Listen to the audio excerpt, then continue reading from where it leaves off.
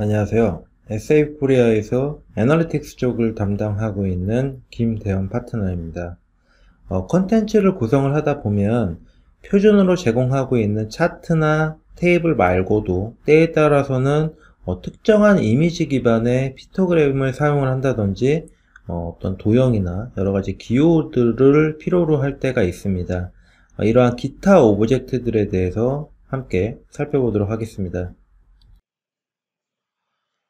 스토리 페이지 안에는 데이터를 시각화하는 차트나 테이블, 그리고 지리적인 정보를 나타내는 맥과 같은 이런 오브젝트 이외에도 여러 가지 특정한 이미지나 도형, 그리고 다양한 기호들을 추가를 해서 이러한 분석용 콘텐츠를 저작하는 데 활용을 하실 수가 있는데요. 우선 스토리 페이지 유형이 만약에 반응형 페이지다라고 하면 오브젝트를 추가를 할 때 먼저 추가하고자 하는 위치에 해당하는 네임을 먼저 선택을 합니다. 그래서 상단에 어떤 오브젝트를 추가를 하고 싶다라고 하면 이 네임을 먼저 선택을 하는 거죠. 아니면은 우측 네임에다가 추가를 하고 싶다라고 하면 이 우측 네임을 선택을 해야지만 해당하는 네임 안으로 오브젝트가 추가가 되는 그런 구조입니다. 그래서 이 첫 번째 상단의 네임에 제가 오브젝트를 추가를 하기 위해서 네임을 먼저 선택을 합니다. 그리고 예를 들어서 먼저 이미지 오브젝트를 추가를 해서 어떤 로고를 제가 추가를 해 보겠습니다. 그랬을 때 이 우측 상단에 여러 가지 메뉴가 있죠. 그래서 여기 우측에 보면은 자세히라고 하는 아이콘이 보이고요. 이거를 선택을 하게 되면 추가라고 하는 옵션이 보이고, 여기에 이제 이미지나 형태, 텍스트, 헤더, 뭐 시계 위젯과 같은 이런 기타 오브젝트들을 추가할 수 있는 그런 리스트들이 이제 보여지는 구조이고요. 여기서 예를 들어서 이미지를 선택을 하게 되면 제가 최초 선택한 첫 번째 네임 안에 이미지 오브젝트가 이제 추가가 된 거고요. 기존에 이미 업로드가 된 파일을 재사용을 하실 수도 있고, 만약에 다른 이미지를 추가적으로 활용을 하고 싶다라고 하면은 우측 상단에 보면 이미지 업로드라고 하는 아이콘이 있습니다. 그래서 이 아이콘을 눌러가지고 추가적으로 여러 가지 다른 피토그램 이미지 파일을 업로드 해가지고 활용을 하실 수도 있다라는 거죠.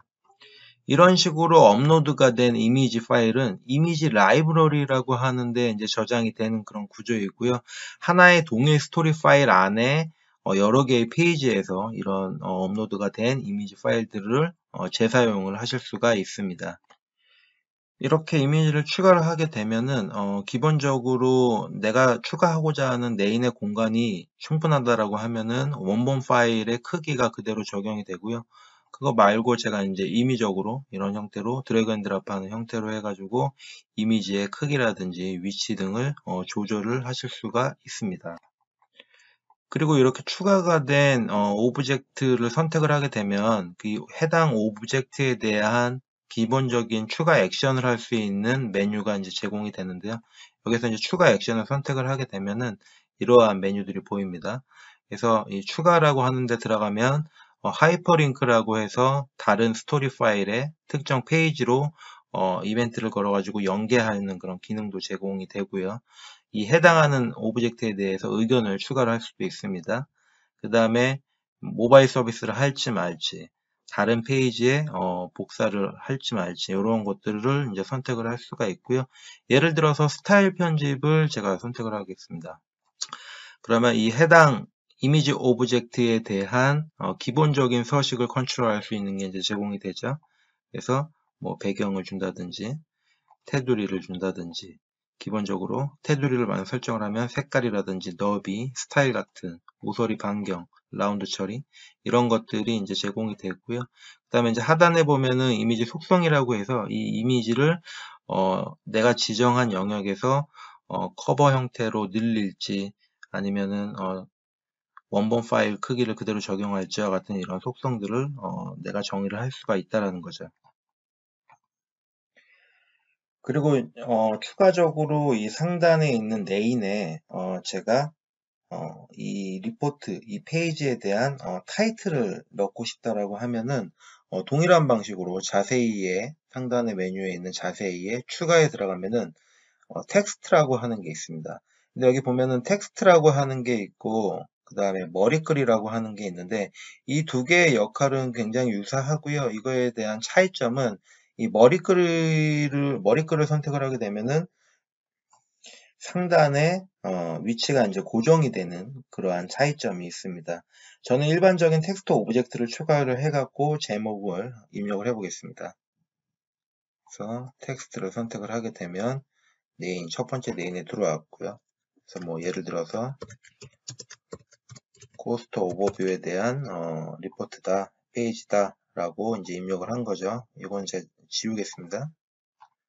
그래서 적당히 위치를 두고 크기를 크게 할게요. 전체적으로 크게 하고 이거에 대한 서식을 주기 위해서 스타일 패널에 가서 배경색을 주고 뭐 테두리도 주고 테두리 색은 없게 라운드 처리하고 그 다음에 여기에 제가 입력한 텍스트에 대해서 이제 색도 줄 수가 있죠. 적당한 글꼴에